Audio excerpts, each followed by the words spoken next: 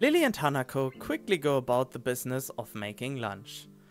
Oh, this is a whole new place, a world I never saw before. Before I can even open my small bag of food, Lily's busying herself with her thermos and tea bags as Hanako is setting out both the lunch boxes. And I'm getting dizzy. Don't know why. So, is that what you meant by coming here almost every day? Yes, Hanako and I usually have lunch here. It suits both of us, so we ended up using this room regularly. After seeing Hanako's reaction to me over the past couple of days, I can understand why that is a boon. That and Lily being able to get some quiet away from her class as well. I take my seat last, after Lily's poured the tea for us and sits down. Oh, look at that picture. Oh, this is just adorable. Wait, I want to see it. I want to see it. Show image. This is just, oh, look at her. Oh, this is so cute. She looks so nervous and cute at the same time. Here we have him and Lily all sitting together. Okay. The more time I spend with these two girls, the more I think they are perfect foil to Misha and Shizune. They are a perfect foil? Think I don't know the exact meaning of this. Even without a voice, Shizune is direct and brash. And Misha seems to get along with everyone. On the other hand, Lily is soft-spoken and relaxed, while Hanako seems to be the shyest girl I've ever met. Oh, that's what you meant. So, how are you faring in Yamakuhiso? You seemed a bit flustered before. Apart from getting lost every now and again and being crash-tackled outside my classroom, fine, I guess. You looked pretty hurt before. Are you really okay? Wait, did she just change? Yes, she changed her eye. Look at the eye position. For a brief moment, I considered telling Hanako and Lily about my condition, but then I hold it back. I can't tell why, but for some reason I feel uncomfortable talking about it to these relative strangers, even if they have been pretty friendly. Yeah, it's nothing. I was just a little bit startled. Judging from the two girls' expressions, I don't think that they are buying it. But in what I assume is their way of respecting my privacy, they don't press the matter. I guess that is one of the unwritten rules around here. Don't ask. Even if people's conditions are obvious, like Hanako's, there's still bound to be a story involved. Everyone has things that they don't feel comfortable speaking about, and I think everyone here recognizes that. So, how long have you been in the school? You both seem to know your way around pretty well. Well, I've been here since the start of high school, but only moved into the dormitories a year ago. Hanako joined at the start of high school as well, and moved to the dormitories when she did, if memory serves me right. That's right, since high school. So you've known each other since then? Since I moved, yes. Hanako lives next door to me, so it's only natural, right? Right. Yeah, of course. Living next to someone is probably reason enough to be friends with them, though I'm guessing that Lily's blindness played a part in it as well. I can't imagine Hanako easily making friends with someone who has to deliberately avoid looking at her scars. With the immediate conversation dried up, we start to eat our lunch. And we are done. It isn't long before the bells are signaling the end of the break. Like me, the girls pack up the lunches as efficiently as they set them out. I guess I'd better be off. You're going to go with Hiso, Hanako? Hanako looks up at me, and for a second I can see that she's considering skipping class. Maybe just to avoid walking to the classroom with me. Aww. Yes. I don't know what to think of it. Hanako really is delicate to the point of breaking if looked at in the wrong way. It makes me a bit nervous too, but I push the feeling aside, trying to be as natural as I can in my awkward behavior. Yes. We should hurry then. Class has already started by the sound of it. Lily gives a nod of farewell as she bends down to take her cane. Hanako and I filing out before her. We walk quickly down the empty halls to our respective classes. As we reach the door to Lily's _2 classroom, she turns towards me. Hiso, thank you for sharing lunch with us today. My pleasure, Lily. And with that we part ways, Lily entering her classroom and leaving Hanako and me to make off to our own. She's still looking shy, like she wants to run away. So, do you really want to go back to class now? Yes. Okay then. I feel like I should say something more to her, but it's hard to come up with anything that would be appropriate and safe enough. And Lily was right. The more time we spend out here, the more explaining we have to do. I open the rear door to the class and walk in. The teacher looks up at me and opens his mouth to say something. However, as Hanako follows me in and closes the door, he simply nods to us and continues his lecture. This is the third time that Hanako has had truancy practically ignored. There's definitely something going on here. We make our way to our seats, and I notice that Misha and Shizune are both missing as well. Wonder if it's some form of informal agreement with the staff, or if it's a perk afforded to the unique students of this school? Trying to make as little disturbance as I can, I extract the relevant textbooks from my bag and start catching up. The class goes on quietly. The teacher seems like an okay person, despite the weird first impression I got, and the material is relatively interesting. However, the way he teaches is really bizarre. It's as if he expects that everyone is a natural genius. When the final bell sounds, I realize that there's... Okay, I thought there was eerie music. I realized that there's still a lot of time left in the day, and I'm left wondering what to do. It's odd, at the hospital I had 24 hours a day of free time, but here filling the considerably shorter hours feels difficult. Everyone else leaves, and I'm left alone with the teacher. Mutu is examining the assignment sheets we were working on earlier, marking them with a red ball pen. Waving his eyes from his papers briefly, he notices me and furrows his brow. What is it, Nakai? I jump at him addressing me, but I guess it's natural to spark some conversation since there's nobody else around. Nothing. Thinking about what I'd do after school. The teacher slowly puts the cap on the pen he's holding and arranges his papers into a stack, clacking it against the desk twice. I have the feeling I already read this. Let me check something really quick. Without interrupting. Let's see, let's activate the skip mode. I think Misha comes in. Misha's talking to me. Then we met Win for the first time. She wanted to know about our condition and stuff. We are talking a little bit more and a little bit more. There's Misha and Shizune again. Would it stare at me to have is somehow my fault that Win is sleeping on one of the tables?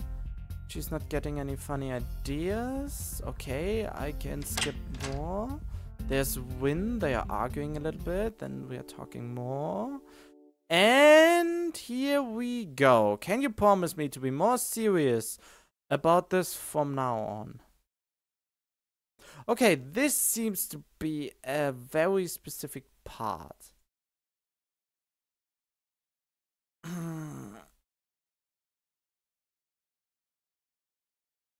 Just for the sake of it, I say maybe, because I heard from one of my comments that if you say yes to this, you have the highest chance of getting Amy by accident.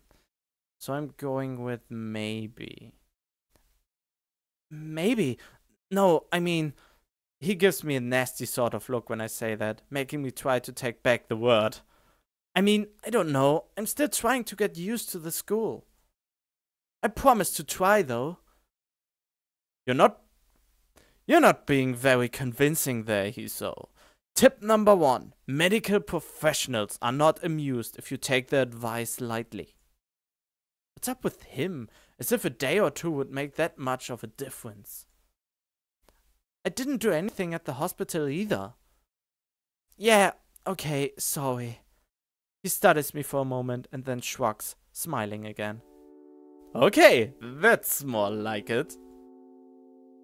If you go to school track tomorrow morning, you meet my spy, who probably has no qualms offering consultation to you if you want to jog a bit.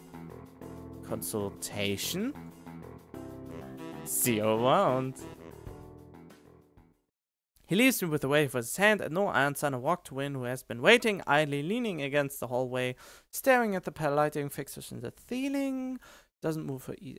Are you getting medications for your heart thingy? Were you listening? It comes out more accusatory than I intended, accidentally lashing out on her. But even so, I don't really want to start talking about it. I just met her. I don't know her. I just met her, and this is crazy, but here's nothing. So don't stare at me, so... Okay, seems to be happy about the confidentiality too, talking about that kind of thing in public.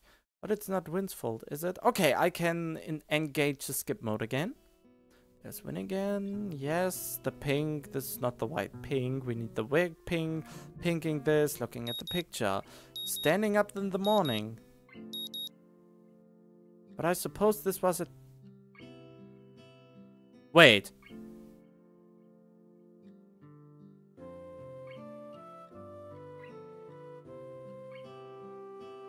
Wait. It seems there's something I haven't read, because the skips stops at, I think the skip, I'm not sure, but I think it was somewhere mentioned that the skip stops at parts I haven't read yet. So I think I'm going to read out of here. I order some to cover such a contingency, but wearing my old soccer clothes is kind of nostalgic. I can't use them for that anymore, so maybe they can get a new life this way, a bit like me. Seems a bit stupid to me, really. But I suppose this way, at least I can tell the nurse honestly that I'm doing something about my health. Not that I was ever much of a runner to begin with. Can't hurt to try, I guess. I'm surprised to discover that I'm not the only one present at the track. Not just that, but it's a face I've seen before.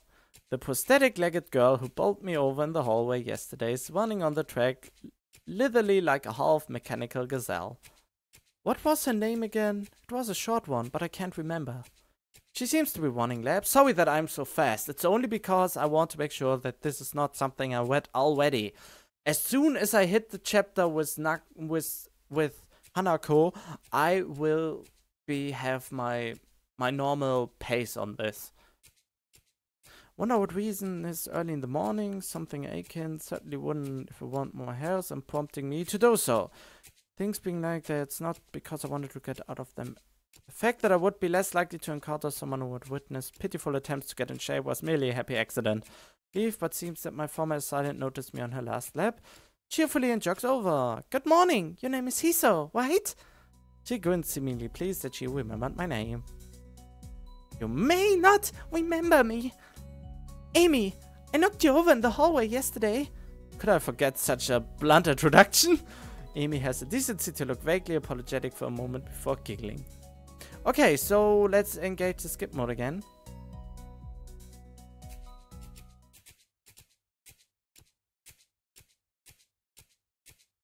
Frankly, I don't remember if there's any particular form for running, but I can't help but feel like I'm doing it wrong somehow.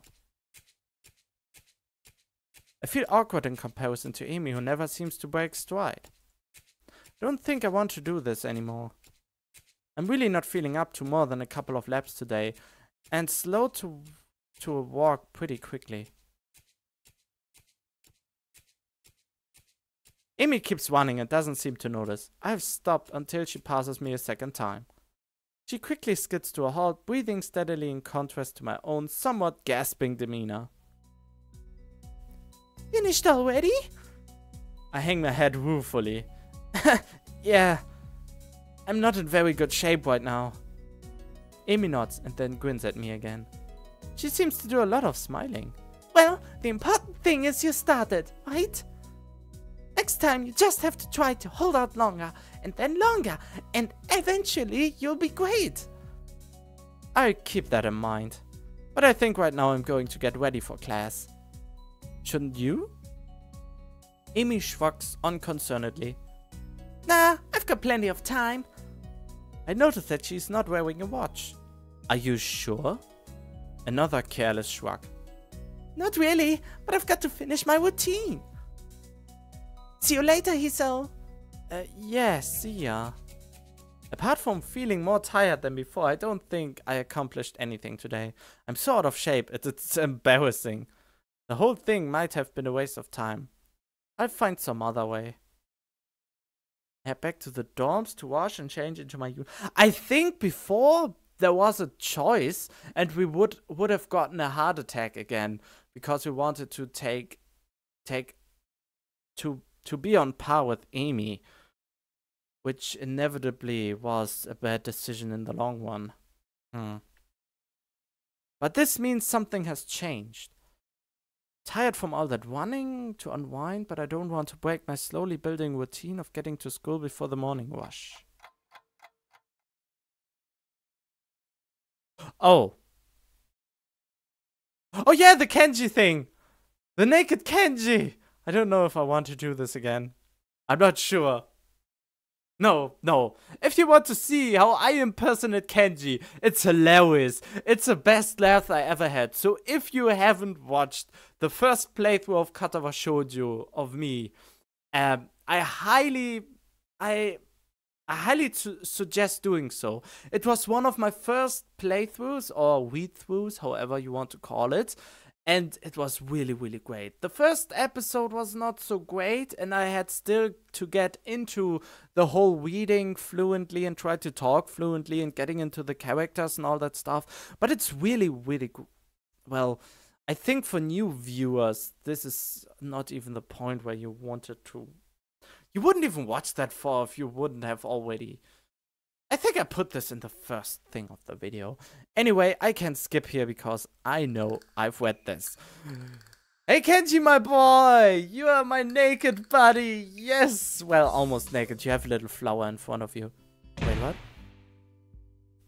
Oh wait, are they getting in the argument? Misha, she's a naked.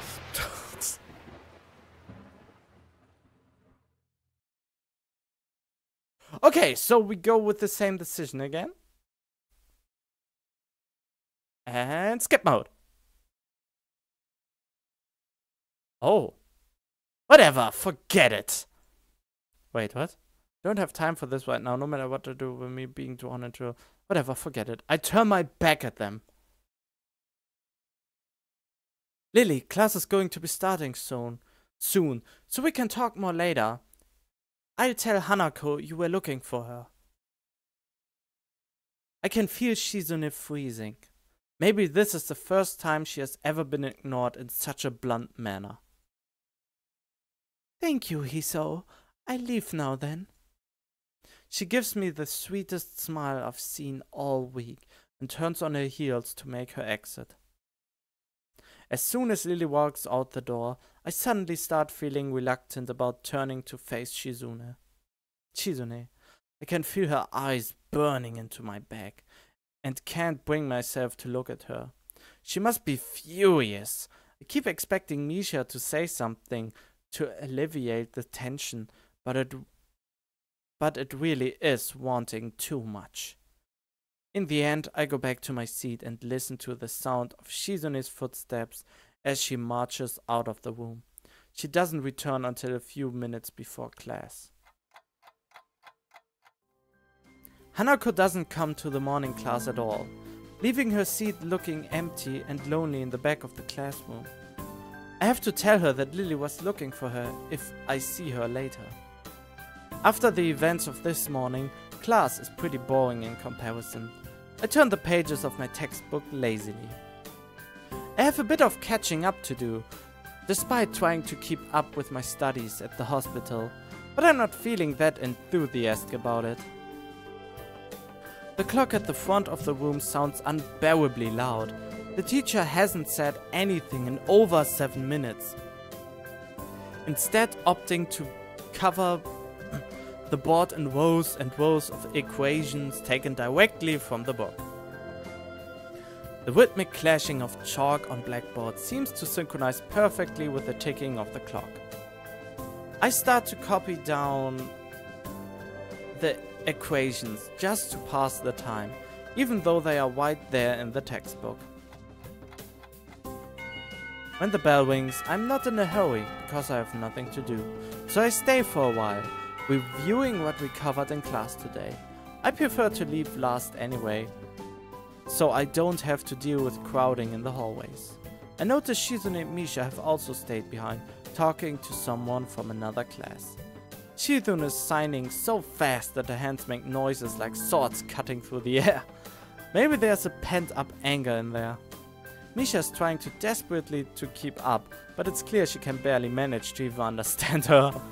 I put my head down. Whatever they are discussing, it looks like serious business. Shizune signs to the point where her wrists crackle and Misha struggles to spit it out in word form.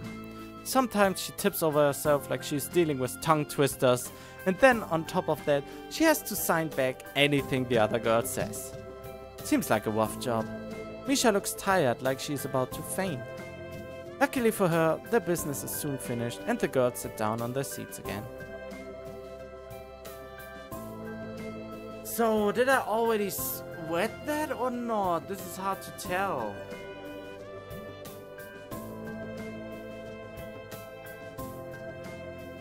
Let's see if the skip mode gives me anything. Just in case I save here. Somewhere.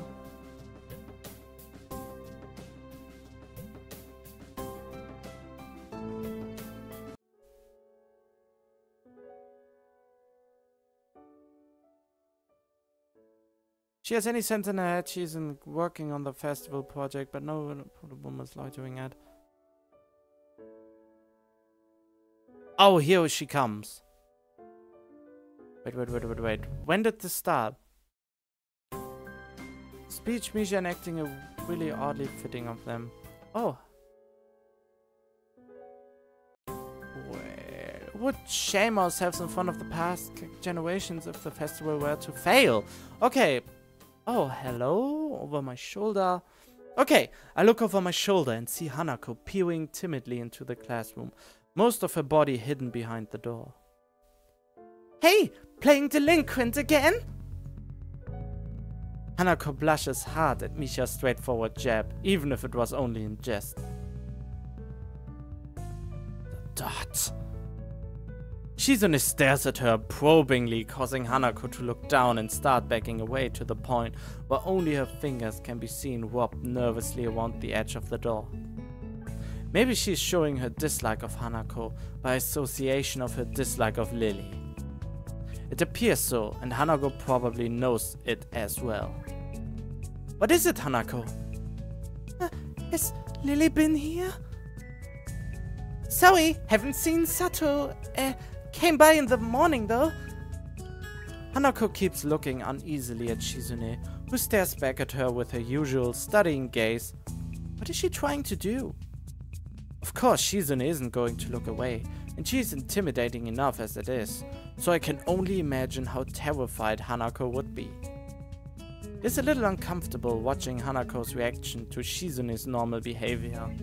This is what happens when two people of two different extremes meet, it seems. Do you know where she is? ...